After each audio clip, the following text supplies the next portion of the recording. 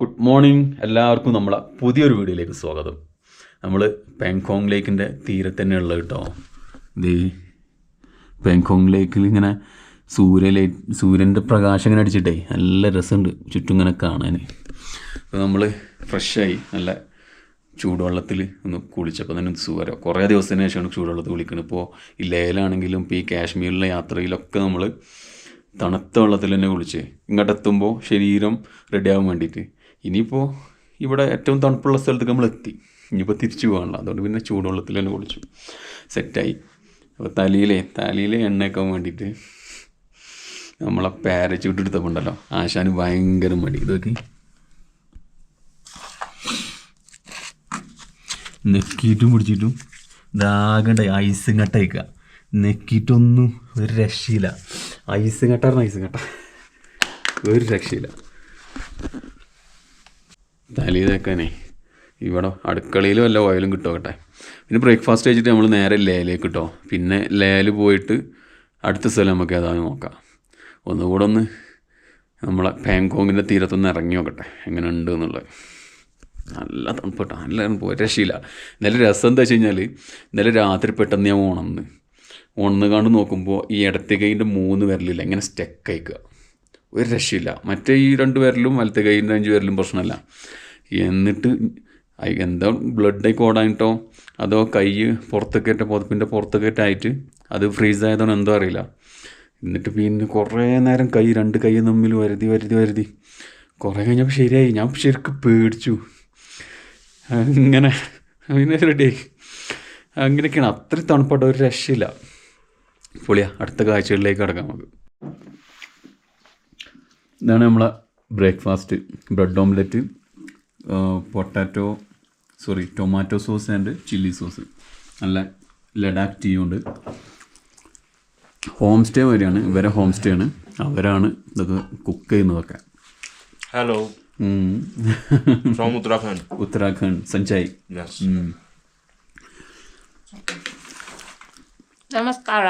നമസ്കാരം. ഇവള് she's from Japan and she knows some Malayalam. Malayalam പഠിച്ചു. എവിടുന്ന് പഠിച്ചു?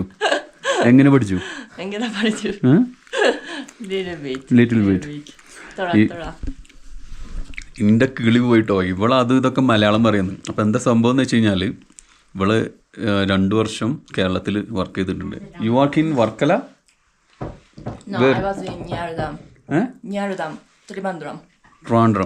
ട്രിവാൻഡ്രത്ത് വർക്ക് ചെയ്തിട്ടുണ്ട്. എന്നിട്ട് കുറച്ച് മലയാളമൊക്കെ അറിയാം.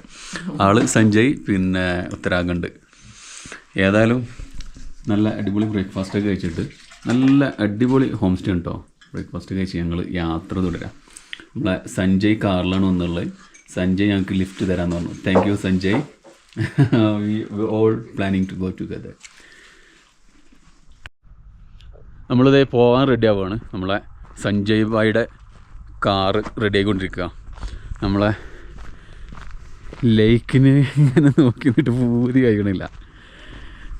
മൊത്തം തണുത്തിങ്ങനെ ഈ വെയിൽ, മോർണിംഗ് വെയിൽ ഇങ്ങനെ കൊള്ളുമ്പോഴുള്ള സുഖം ഉണ്ടല്ലോ, പൊളിയാ.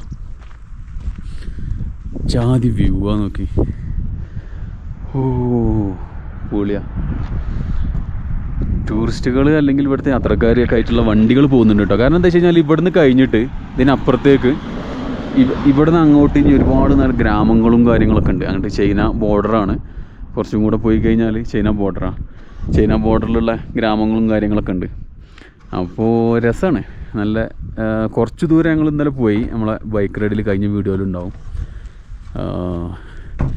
ലേക്ക് ഇങ്ങനെ നീല കളറായിട്ട് പൊളിയായിട്ട് ഇങ്ങനെ നിൽക്കുക കേട്ടോ. നമ്മൾ ഇങ്ങനെ വിചാരിക്കും എന്താ ഇപ്പോൾ ഇവിടെ ഒരു ലേക്ക് മാത്രമല്ലേ ഉള്ളൂ എന്ന്. പക്ഷേ ഈ ലേക്കിൻ്റെ അങ്ങോട്ട് പോയി കഴിഞ്ഞാൽ അവിടെ മറ്റേ ഷൂട്ടിംഗ് പോയിൻ്റ് ഉണ്ട്. പിന്നെ അങ്ങോട്ട് പോയി കഴിഞ്ഞാൽ ഗ്രാമങ്ങളുണ്ട്. ഈ പോണ വഴിക്കുള്ള കാഴ്ചകളും അടിപൊളിയാണ്, ഒരു രക്ഷയില്ലാത്ത കാഴ്ചകളാണ്. പോണ വഴിക്കുള്ള നല്ല രസകരമായിട്ടുള്ള കാഴ്ചകളൊക്കെ ഉണ്ടാവും. അതൊക്കെ എടുത്ത് അങ്ങനെ നമുക്ക് ലേയിലേക്ക് പോവാം. ലേയിലെത്തിയിട്ട് വേണം അടുത്തത് എന്ത് എന്നുള്ളത് തീരുമാനിക്കും. ഒരു തീരുമാനവും ഇല്ലാതെ, ഒരു പ്ലാനും ഇല്ലാതെ ഫ്രീ ആയിട്ട് യാത്ര ചെയ്യാം കേട്ടോ. അതിൻ്റെ ഒരു രസം വേറെ തന്നെയാണ്. വണ്ടി സ്റ്റാർട്ടാവണില്ല കേട്ടോ. നമ്മളെ ഡീസൽ വണ്ടിയാണ്. കുറേ നേരമായി അവർ തണുത്തിട്ട് ഞങ്ങളിത് തുറന്നിട്ടിട്ട് ഇങ്ങനെ വെച്ചു. 1/2 മണിക്കൂർ കുറേ പിന്നെ ഇത് വേണേൽ പുഷ് സ്റ്റാർട്ടാണ്, കീ അല്ല. അപ്പോൾ അതുകൊണ്ട് തന്നെ സ്റ്റാർട്ടാവുന്നില്ലായിരുന്നു. നല്ലോണം പുഷ് ചെയ്ത് ഒരു രക്ഷയില്ല. ഇനിയിപ്പോൾ ഇത് നല്ലോണം പുഷ് ചെയ്ത് ഒന്നും രക്ഷയില്ല. പിന്നെ നമ്മളെ ലഗേജും കാര്യങ്ങളും, അവൻ്റെ ലഗേജ്, അവന് ശരിക്കും നല്ല ക്യാമ്പിങ് ടെൻറ്റും കാര്യങ്ങളും, അവൻ്റെ അടുത്ത് ഫുൾ സെറ്റപ്പ് ഉണ്ട്, സ്ലീപ്പിംഗ് ബാഗും സകല സാധനങ്ങളും ഉണ്ട്. പൊളി. അവനങ്ങനെ അടിച്ച് പൊളിച്ച് തകർത്ത് യാത്ര ചെയ്യുന്ന ആളാട്ടോ, ഒറ്റയ്ക്ക് യാത്ര ചെയ്യുന്ന ആളാണ്. ഇവിടെ വന്ന് അങ്ങനെ ഇപ്പോൾ ഫുഡ് കഴിച്ചപ്പോൾ, ഡിന്നർ കഴിച്ചപ്പോൾ കമ്പനി ആയതാണ്. അങ്ങനെ മോർണിംഗ് ആകുമ്പോൾ പറഞ്ഞു ഓക്കെ നമുക്ക്, ഞാൻ ഏതായാലും ലേക്കാണ്, നിങ്ങൾ ബസ്സിൽ പോകണേ, നമുക്ക് ഏതായാലും മൂന്നാൾക്ക് ഒരുമിച്ച് പോകാമെന്ന് പറഞ്ഞു. അവൻ്റെ ഏതോ ഫ്രണ്ട്സും കൂടെ വൈകുന്നു കയറാനുണ്ട്, 2 ആൾ. പ്രശ്നമില്ലെങ്കിൽ നമ്മൾ 3 ഉള്ളൂ, 5 ആളല്ലേ ഉള്ളൂ എന്ന് പറഞ്ഞു. അപ്പോൾ ഓക്കെ, നമ്മൾ ഓക്കെയാണ്, നമുക്കൊരു ഫ്രീ ലിഫ്റ്റ്. ഇതേ സഞ്ജയ്. അപ്പോൾ നമുക്ക് ഇതിൽ പോവാം. വണ്ടി സ്റ്റാർട്ടായി. तो अभी वो हॉट हो गया अभी क्या? इसमें ड्राइविंग मोड्स है। हाँ, नेक्सॉन में हाँ, there are 3 modes. 3 modes. First one is city, then eco, economy, then sports. Okay. When you rotate this like a some button is there. Okay. In sports mode, तो उसमें fuel consumption, fuel means ज़्यादा flow करता है. Okay. Okay. More fuel will flow in sports mode. Okay. Then vehicle produce more power. Okay. तो जैसे ही उसमें किया मैंने, तो फिर ये तीसरे चौथे टाइम में സ്റ്റാർട്ട് हो गया. ഓക്കെ. ഏതായാലും ഞങ്ങളൊന്നിത് ബാറ്ററി ഡൗൺ ആയതാണോ അതോ ഫ്യൂവല് പിന്നെ പമ്പ് ചെയ്യാത്താണോ എന്നറിയില്ല. അപ്പോൾ ആ കൺഫ്യൂഷനായിരുന്നു. തുറന്നിട്ട് ചൂടാക്കി നല്ല ഫ്യൂവൽ പമ്പ് ചെയ്ത് സ്റ്റാർട്ടായി. ഏതായാലും ആ പിന്നെ അവളെ ജപ്പാനീസാണ്, അപ്പോൾ അവളും കൂടെ ഉണ്ട്. ഏതായാലും 3 ആളല്ലേ ഉള്ളൂ, പ്രശ്നമല്ല. ഈ 2 ആളും കൂടി കയറിയാലും 5 ആളല്ലേ ഉള്ളൂ. ഞങ്ങൾക്ക് ഏതായാലും ഫ്രീ ആയിട്ട് ലേക്ക് ലിഫ്റ്റ് കിട്ടി. ഇവൻ ഉത്തരാഖണ്ഡുകാരനാട്ടോ. അവൻ്റെ സിസ്റ്ററെ മോളെ കല്യാണത്തിന് വാന്നൊക്കെ പറഞ്ഞ് ക്ഷണമൊക്കെ തന്നിട്ടുണ്ട്. നമ്മുടെ യാത്ര ഏത് വഴിക്ക് എങ്ങനെയാണെന്നും പറയാനിട്ടില്ലല്ലോ. നോക്കാം നമുക്ക്. അപ്പോൾ ഞങ്ങളെ യാത്ര സ്റ്റാർട്ട് ചെയ്തു സഞ്ജയുടെ കൂടെ. ബാക്കിലിത് അവളും ഉണ്ട്. ഞാനത് തുറന്നിട്ടിരുന്നു, സഞ്ജയ് അത് ക്ലോസ് ചെയ്യുന്നുണ്ട്. सैंड डून्स भाई, यही है ना सैंड डून्स? हाँ हैं? हाँ, this is sand. This is sand. So sand dunes means bunch of sand. mass. Okay. So लेकिन this also same. Yes. Okay. ഇതാണ് സാൻഡ് ഡ്യൂൺസ്. നമ്മൾ നുബ്ര വാലിയിൽ കാണാൻ പോകുന്ന സാൻഡ് ഡ്യൂൺസ്. ഇങ്ങനെ ഇത് മണലാണ്. ഇത് ശരിക്കൊരു മരുഭൂമിയാണ് ശരിക്കും പറഞ്ഞാലിത്. പക്ഷേ ഇവിടെ കുറച്ചേ ഉള്ളൂ. പിന്നെ മറ്റുള്ള സ്ഥലങ്ങളിൽ നല്ല, അതായത് നമ്മളെ നുബ്ര വാലിയിലൊക്കെ ഭയങ്കരമായിട്ടുണ്ട്. അതിനാണ് സാൻഡ് ഡ്യൂൺസ് എന്ന് പറയുന്നത്. നമ്മളങ്ങോട്ട് പോകാനുള്ള പ്ലാൻ ഉണ്ട്, പോകാൻ കഴിഞ്ഞാൽ മതിയായിരുന്നു. പിന്നെ ഇതേ കല്ലുകൾ, എന്ത് രസമാണ് കല്ലുകൾ. ഇങ്ങനെ ആ ഐസിൻ്റെ അടുത്തേക്കേ കണ്ടിട്ട് വലിയ ദൂരമൊന്നുമില്ല. ഇപ്പോൾ എങ്ങനെ ആലോചിക്കണ്, നടന്ന് പോയൊക്കെയാൽ മതിയായിരുന്നു. ഇനി എവിടുന്നെങ്കിലും ഐസ് കിട്ടുമോ എന്നറിയില്ല. കാരണം ഐസ് കിട്ടാൻ ചാൻസ് ഉണ്ടായിരുന്ന ഒരു സ്ഥലം ഇത് തന്നെ ആയിരുന്നു. ടൂറിസ്റ്റുകൾ ഇങ്ങനെ വരിക. സീസണല്ല കഴിഞ്ഞിട്ട് അത്യാവശ്യം കുഴപ്പമില്ലാത്ത ആളുകളൊക്കെ വരുന്നുണ്ട് കേട്ടോ. വണ്ടി ഇതിലെങ്ങനെ പോകുന്നതാണ് തന്നെ രസമുണ്ട്. തണുപ്പ് ഇങ്ങനെ അടിച്ചിട്ട് എന്താ അതിൻ്റെ ഈ വെയിൽ കൊള്ളാൻ തന്നെ രസം. വെയിലത്ത് ഇങ്ങനെ ഇറങ്ങിക്കാൻ തോന്നുക, ഒരു രക്ഷയില്ല. ലേക്ക് അങ്ങോട്ട് വിട്ട് പോകാൻ തോന്നുന്നില്ല. ഇവിടുന്ന് ഫോട്ടോ എടുക്കുക, വീഡിയോ എടുക്കുക, തന്നെ ലേക്കിൻ്റെ അവസാനത്തേക്ക് എത്തി. അതായത് നമ്മളെ സ്റ്റാർട്ടിങ് പോയിന്റിലേക്ക് എത്തി. നമ്മൾ ഇവിടുന്ന് പോകുമ്പോൾ എൻഡിലേക്ക് എത്തി. അപ്പോൾ ഇവിടുന്ന് അവസാനമായിട്ട് കുറച്ച് ഫോട്ടോസും വീഡിയോസും കൂടി എടുത്തിട്ട് വിട പറയാമെന്ന് പറഞ്ഞു കണ്ട് നിർത്തിയതാട്ടോ. എന്താ പറയുക, ഇത് ഒരു കാര്യം ഞാൻ പറയാൻ മറന്നു. നമ്മളിതിൻ്റെ ക്ലിയറും മറ്റതും മറിച്ചൊക്കെ പറഞ്ഞോളൂ. ഇത് ശരിക്കും സോൾട്ടി ലേക്കും കൂടി ആട്ടോ. ഇതിൻ്റെ നമ്മൾ ഇന്നലെ പറഞ്ഞിരുന്നു 60% ചൈനൻ്റെ അടുക്കലാണ്, 40% ഉള്ളൂ നമ്മുടെ കയ്യിൽ. ഏകദേശം 134 കിലോമീറ്റർ ഉണ്ട് എന്നാണ് പറയുന്നത്. ഇത് മുമ്പ് കാലത്ത്, ഇപ്പോൾ ഞങ്ങൾ ഹോം സ്റ്റേയിൽ താമസിച്ചപ്പോൾ അവർ പറയാം, മുമ്പ് കാലത്ത് ഇതിലൂടെ പിന്നെ, അതായത് മുമ്പ് എന്ന് പറഞ്ഞാൽ അധികം കാലമൊന്നുമില്ല, ഒരു 10-15 കൊല്ലം മുമ്പൊക്കെ ഇതിലൂടെ ഇല്ലീഗലായിട്ട് ചൈനയിലേക്ക് പോയിരുന്നു എന്ന് പറഞ്ഞത്. ബിസിനസ്സിൻ്റെ ആവശ്യമായിട്ടേ സാധനങ്ങളും കൊണ്ട് അങ്ങോട്ടും ഇങ്ങോട്ടൊക്കെ പോയിരുന്നു എന്ന്. ഇപ്പോൾ ഈ ചൈനനായിട്ട് ഉള്ള പ്രശ്നങ്ങൾ കൂടിയപ്പോഴാണ് ഇതൊക്കെ ഭയങ്കര സ്ട്രിക്റ്റ് ആയതും ഇത് അതിൻ്റെ പരിപാടികൾ നിന്നത്, ഇതിലൂടെ യാത്ര ചെയ്യുന്നതൊക്കെ. ഇതേത് മിലിറ്ററിയുടെ ഷിപ്പാട്ടോ. ചെറിയ ബോട്ടാണ്, വലിയ ഷിപ്പൊന്നുമല്ല, ചെറിയ ബോട്ട്. പിന്നെ മിലിറ്ററി ക്യാമ്പ് ഉണ്ട് ഇവിടെ. അതെ, ഇത് മിലിറ്ററി ക്യാമ്പാണ്. ഇനി മിലിറ്ററി ക്യാമ്പുകൾ ഇഷ്ടംപോലെ ഉണ്ട്, നമ്മൾ പഴയ വീടുകളിലൊക്കെ കണ്ടിട്ടുണ്ടാവും, കഴിഞ്ഞ വീടുകളിലൊക്കെ. ഏതായാലും അവസാനമായിട്ടുള്ള യാത്ര പറയാണ്, നമ്മളെ പാങ്കോങ് ലേക്കിനോട് യാത്ര പറയാം. അവസാനമായിട്ട് ഇങ്ങനെ ഒരു റൗണ്ട് വീഡിയോ കൂടി എടുക്കുക, നമ്മളെ സങ്കടങ്ങളൊക്കെ തീരണ്ടേ. ഇതിങ്ങനെ വിട്ടുപോകാൻ തോന്നുന്നില്ല. അവിടെ വന്നപ്പോൾ അങ്ങനെ ആലോചിച്ചിരുന്നു, എന്ത് തേങ്ങയാണ് ഇന്നലെ ഉച്ചയ്ക്ക് ഒരു 1:30 എത്തിയാണ്. അത് കഴിഞ്ഞിട്ട് ഇത്രയും ഇപ്പോൾ ഇന്ന് രാവിലെ വരെ എന്ത് ചെയ്യാനാണെന്ന് ആലോചിച്ചിരുന്നു. എത്ര ഫോട്ടോ എടുത്തിട്ടും ഇതിലെ നടന്നിട്ടും, കാരണം ഓരോ വഴിക്ക് പോകുമ്പോൾ ഓരോ തരം വ്യൂവും കാര്യങ്ങളൊക്കെയാണ്. മടുക്കുന്നില്ല അങ്ങനെ. ഒരു രക്ഷയില്ല. അപ്പോൾ അവസാനമായിട്ട് നമ്മൾ പാങ്കോങ് ലേക്കിനോട് യാത്ര പറഞ്ഞ് പോവാട്ടോ. ഇനി വീണ്ടും വരുമോ അറിയില്ല, കാരണം എന്താ വെച്ച് കഴിഞ്ഞാൽ ഇങ്ങോട്ട് വന്നു കഴിഞ്ഞാൽ മെയിനായിട്ട് ഇതേ ഉള്ളൂ, പിന്നെ ഇങ്ങോട്ടുള്ള വില്ലേജും കാര്യങ്ങളേ ഉള്ളൂ. അറിയില്ല, ചിലപ്പോൾ ഇനിയും ആഗ്രഹം തോന്നിയാൽ വരില്ല എന്നും പറയാൻ കഴിയില്ല. പക്ഷേ ദേ ഒപ്പമുള്ളവർ അങ്ങോട്ടും ഇങ്ങോട്ടും ഫോട്ടോ എടുത്ത് കളിക്കുന്നുണ്ട് അങ്ങനെ. അപ്പോൾ ഏതായാലും ഞാൻ യാത്ര പറയാണ് പാങ്കോങ് ലേക്കിനോട്. Bye bye, see you. അങ്ങനെ പാങ്കോങ് ലേക്കിന് വിട പറഞ്ഞ് നമ്മളിതേ മുന്നോട്ട് പോയപ്പോൾ ഇതേ ബോർഡ് 149 കിലോമീറ്ററും കൂടെ ഉണ്ട്. ചാങ്ല 71. ചാങ്ലയിൽ മറ്റേ world 10th highest motor vehicle പാസില്ലേ, 71 കിലോമീറ്റർ.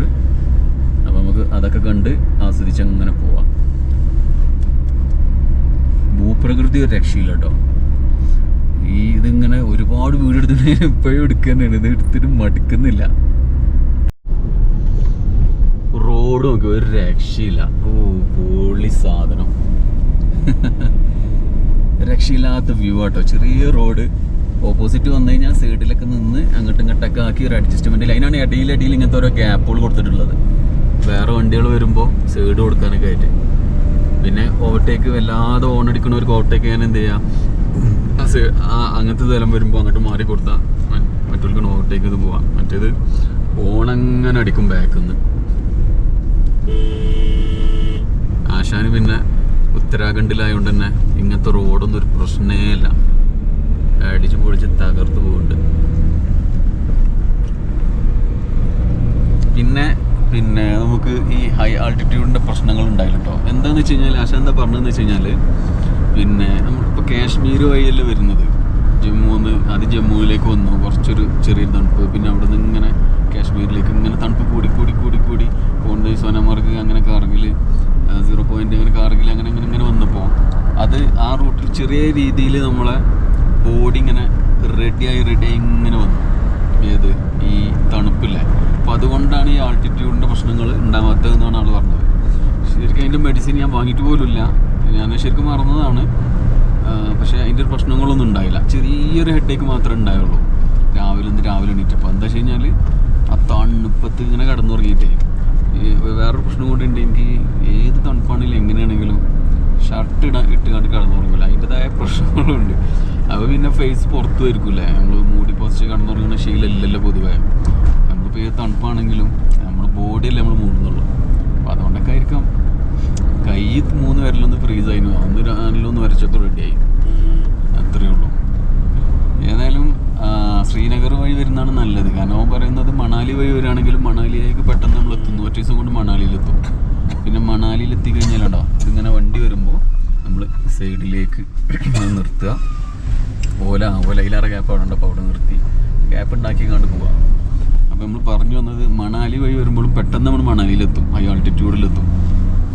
അപ്പോൾ അവിടുന്ന് നമ്മൾ ഏകദേശം അഡ്ജസ്റ്റ് ചെയ്ത് കണ്ടുകൊണ്ട് പോരും. പിന്നെ നേരെ ഇങ്ങോട്ട് ലേക്കണ്ട് എത്തുമ്പോൾ പിന്നെയും തണുപ്പ് കൂടുതലേ.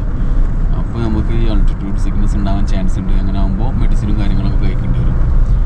ഈ ശ്രീനഗർ വഴി വരികയാണെങ്കിൽ പ്രശ്നമില്ല. ഇനിയിപ്പോൾ ഞാൻ മണാലി പോകുമ്പോൾ, കാരണം ഇത്രയും തണുപ്പത്തുനിന്ന് ഇനിയിപ്പോൾ അങ്ങോട്ട് പോകുമ്പോൾ എനിക്ക് പ്രശ്നമില്ല, ഇതിനേക്കാൾ തണുപ്പ് കുറേ ആയിരിക്കും വേണമെങ്കിൽ.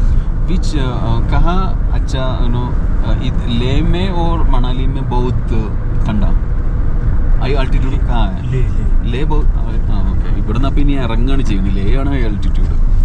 അപ്പോൾ പിന്നെ തീരെ പ്രശ്നം ഉണ്ടാവില്ല, കാരണം ബോഡി ഓൾറെഡി ഓക്കെ ആയി കഴിഞ്ഞു. അപ്പോൾ ഇങ്ങനെ ഈ ഒരു റൗണ്ട് തന്നെയാണ് നല്ലത്. ശരിക്കും റൗണ്ട് ആകുമ്പോൾ ഇനിയിപ്പോൾ പ്രശ്നങ്ങളൊന്നുമില്ല, സെറ്റാ, ബോഡി സെറ്റായില്ലേ, അങ്ങനത്തെ പ്രശ്നങ്ങളൊന്നുമില്ല. അപ്പോൾ അങ്ങനെ വരാൻ ശ്രദ്ധിച്ചാൽ ഒന്നുകൂടി നല്ലത്. പിന്നെ ഇവിടുന്ന് തിരിച്ചങ്ങോട്ട് ഇറങ്ങുന്നവർക്ക് ഈ ഹൈ ആൾട്ടിറ്റ്യൂഡ് പ്രശ്നങ്ങളും ഇതൊക്കെ ഉണ്ടായിക്കാണ്ട് പിന്നെ ചൂടുക്ക് പോകുമ്പോൾ പിന്നെ ചൂടിൻ്റെ പ്രശ്നങ്ങളായിരിക്കും.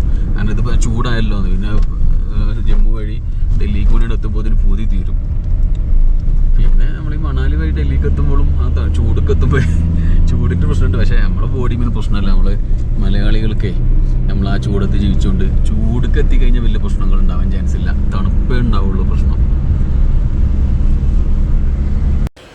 ലോകത്തെ ഏറ്റവും ഉയരം കൂടിയ 10ാമത്തെ മോട്ടോർ റൈഡബിൾ പാസ്സായിട്ടുള്ള ചാങ്ല പാസിൻ്റെ വിശേഷങ്ങളും അവിടുത്തെ അതിമനോഹരമായ പല കാഴ്ചകളുമായിട്ട് നമുക്ക് അടുത്ത വീഡിയോയിൽ കാണാം. ചാനൽ സബ്സ്ക്രൈബ് ചെയ്യാൻ മറക്കണ്ട. അടിപൊളി ഒരുപാട് വീഡിയോസ് നമ്മളെ ചാനലുണ്ട്. ഇനിയും ലേയുടെയും ലഡാക്കിൻ്റെയും നുബ്ര വാലിയുടെയും ബിസ്കിറ്റിൻ്റെയും ഇന്ത്യയുടെ ബോർഡറിൻ്റെയും ഒക്കെ ഇന്ത്യ പാകിസ്ഥാൻ ബോർഡർ പങ്കിടുന്ന സ്ഥലങ്ങളുടെയൊക്കെ ഒരുപാട് അടിപൊളി വീഡിയോസും കാര്യങ്ങളും വരാനുണ്ട്. സബ്സ്ക്രൈബ് ചെയ്യാൻ മറക്കണ്ട. അടുത്ത മനോഹരമായിട്ടുള്ളൊരു വീഡിയോ ആയിട്ട് കൊണ്ട് കാണാം. Thank you. Bye bye.